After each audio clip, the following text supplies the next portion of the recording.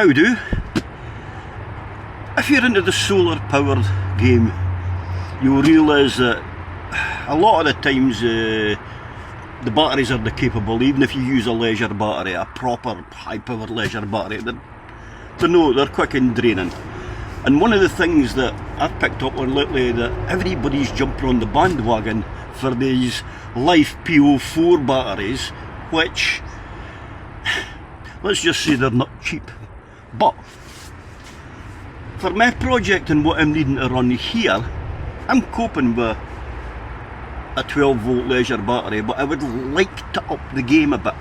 In other words, by using my power inverter to do some 12 volt stuff, because I've got stuff in here in my greenhouse where I need to use a 12 volt socket.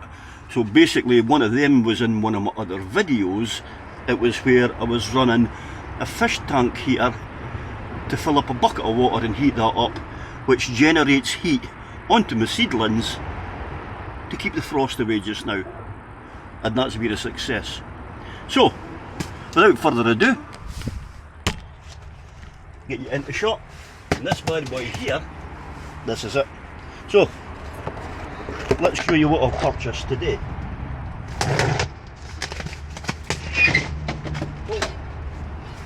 One of the things I've got to watch, I suppose, is that there's going to damage the stuff in the greenhouse here. I never really thought about working in here, to be honest with you.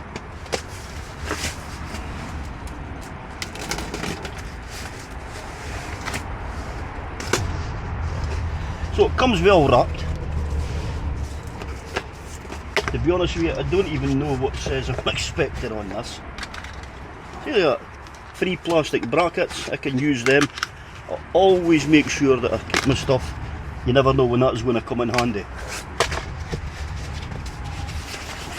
The foam that this comes in as well, I can also use this as an insulation protector as well, whilst I'm out in said shed. Put that to the side, and here we go. Lo and behold, oh, let's get this into shot. Oh, this looks exciting. So, ladies and gentlemen, behold, I give you a lifepo4 battery, and I'll tell you what, if I put it that way, because I thought it was strange that there was no word to it, right? And this one is called, it was made by a firm called Golf. Now, if you watch a lot of these things, you will see that these are actually just cases, and if you pop them open, you'll see what the box of tricks has got inside. Now this also comes with this handy strap here, which, as you can see, easily pops off, because I don't want that. The protective covering will come off, because I don't want that. And now the first thing I'm going to do is I'm going to see what state of charge has came within this bad boy.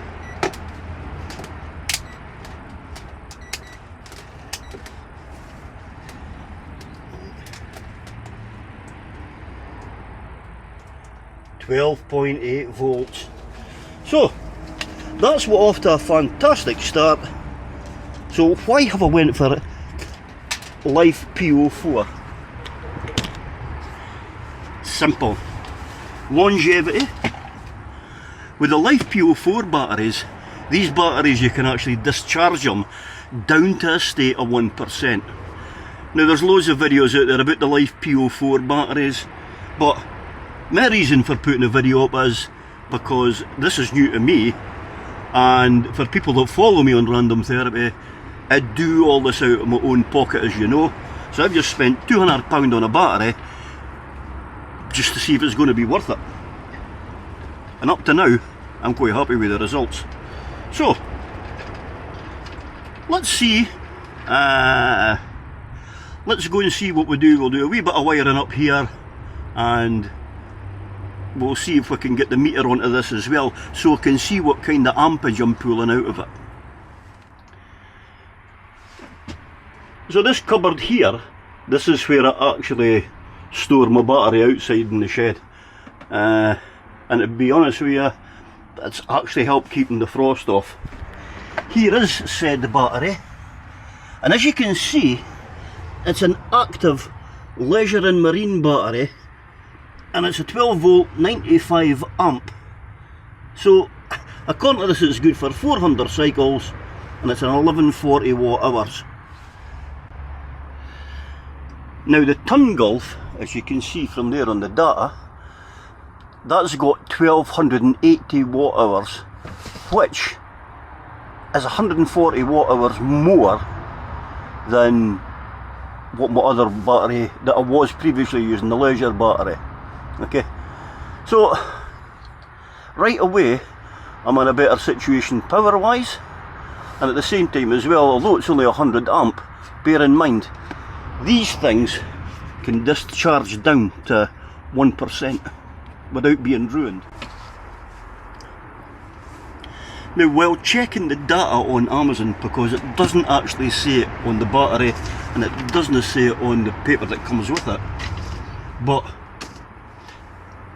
the battery is actually guaranteed for 5 years, and it's good for 5,000 cycles. So what that means is, if I use the battery every day and charge it flat, run it flat and then charge it every day, right, I can do that 5,000 times. So to put that in perspective, right, divide 5,000 by 365, and that'll tell you how many years you've actually got of battery usage.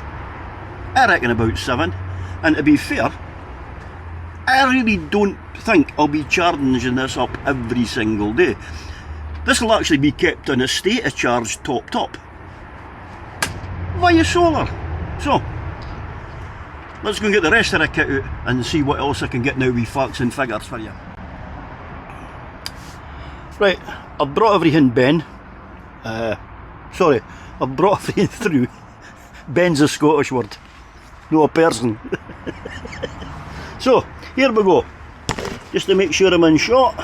Right, so there's the battery, and I've just raised this up so that it's away from the terminals. Right, now bearing in mind that this is just a temporary fixture, okay, this is not how this is going to be fitted, so I'm just doing this basically to let you see what it is. Okay, so I've got my wee box of tricks here, which I'll show you. Okay, so this wee box of tricks, this is going to measure the loads and the source from the load I'm using from the source. Okay, so this end here goes up to the solar charge controller, right, and this end here, the source, this is I'll get it the right way around. The source end is what comes in, which is coming from the solar charge controller. This end here is the load end that goes direct to the battery. These two cables here, these are the positive and the negative directly from the inverter. These go direct to the battery with these two wires here, which is the ends of this thing. So let's get this fed, and then once I've done that, all I've got to do is re-plug in the solar charge controller. I've disconnected it here, okay, in case you're wondering, right? So I've got to just put that live back in, and then we should start to see a shitload of data up there.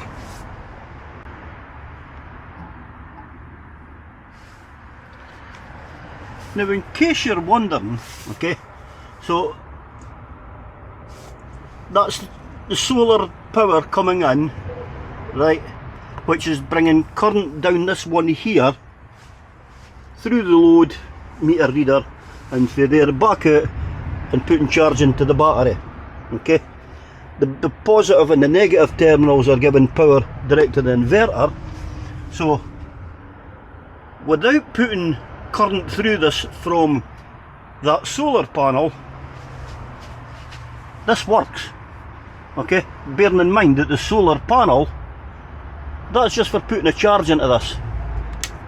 So, there you go. That's it on.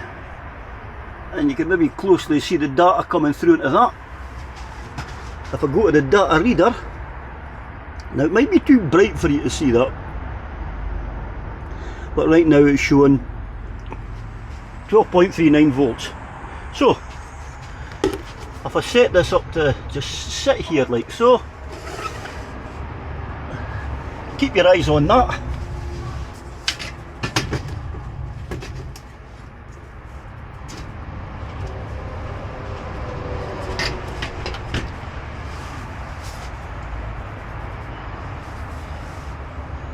And bingo!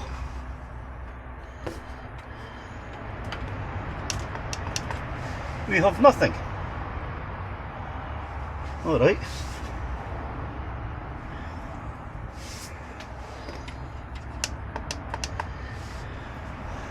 Well, that was a failure. Right, problem solved. I found it was actually the solar charge, the solar panel. It was actually the wire, the positive wire up to the battery. Wasn't touching right. My fault. So, here's what I've got done right now, and I'll show you it all. So as you can see, the sun has now come out to play, and this is only a 20 watt solar power solar panel, right? This is just to let you see the fact that it does work. And this is just the cheap crappy solar charge controller. So as you can see, it's showing 12.4 volts. That tells you that the solar panel is picking up sun, it's putting power into the battery, and that there now means that there's an output going to there, which when I plug my 12 volts into it, oh, hang on,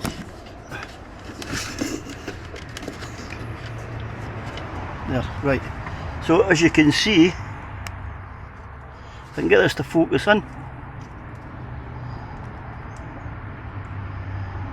and there you go. So if you see that white blinking light there, right, that is now drawn and charging from the solar charge controller. Now my wee box of tricks here, if you look at this, I'll try and get this darkened off a bit so you can see, but just in case you can't, just now there is 5.2 watts of solar coming into the battery. The battery is sitting at 12.4 volts, 12.5 volts say, and I'm currently using 0.42 of an amp. So, now, if I throw this on, that is now the plug here for, this is my water heater going into the bucket, okay, and as you can see, because the water is at temperature, 0.42 amps. So there you go. Oh, well that's fell down, hang on.